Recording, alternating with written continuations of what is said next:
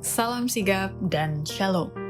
Renungan kita pada hari ini, Minggu 18 Oktober 2020, berjudul Buku-buku Catatan di Surga. Ayat intinya terdapat di dalam Daniel 7 ayat 10.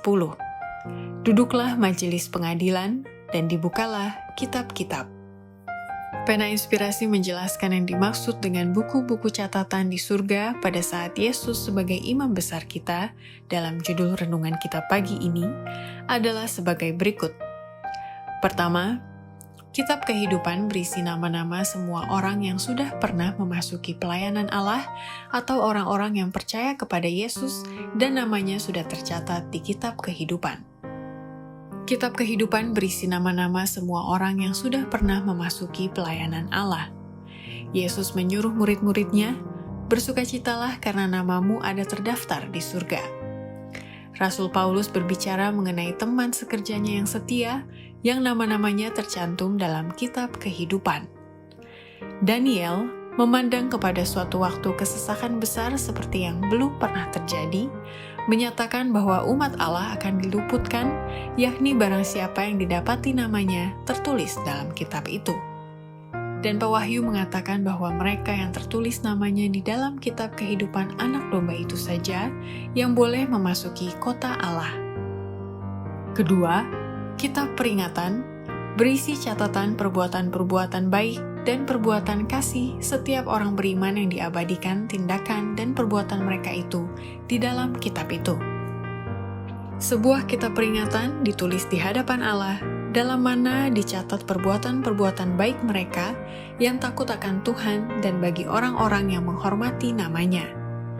Kata-kata iman mereka, perbuatan-perbuatan kasih mereka dicatat di surga.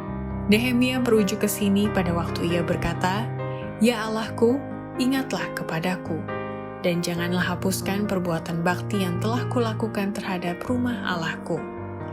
Di dalam kitab peringatan Allah, setiap perbuatan kebenaran diabadikan. Ketiga, kitab catatan dosa-dosa berisi setiap kata sia-sia, perbuatan dan tindakan yang tersembunyi, entah itu baik, entah itu jahat, maksud-maksud dan motif-motif yang tersembunyi, dan segala kesalahan manusia dari sejak nenek moyang mereka dicatat di dalam kitab ini. Ada lagi satu buku catatan dosa-dosa manusia, karena Allah akan membawa setiap perbuatan ke pengadilan yang berlaku atas segala sesuatu yang tersembunyi, entah itu baik, entah itu jahat. Setiap kata sia-sia yang diucapkan orang harus dipertanggungjawabkannya pada hari penghakiman. Karena menurut ucapanmu, engkau akan dibenarkan, dan menurut ucapanmu pula, engkau akan dihukum. Kata Yesus, Juru Selamat. Maksud-maksud dan motif-motif yang tersembunyi akan tampak dalam daftar yang tidak boleh salah itu. Karena Allah akan menerangi juga apa yang tersembunyi dalam kegelapan, dan Ia akan memperlihatkan apa yang direncanakan di dalam hati. Sesungguhnya telah ada tertulis di hadapanku, atas segala kesalahan mereka sendiri maupun kesalahan nenek moyangnya, semuanya serentak, firman Tuhan.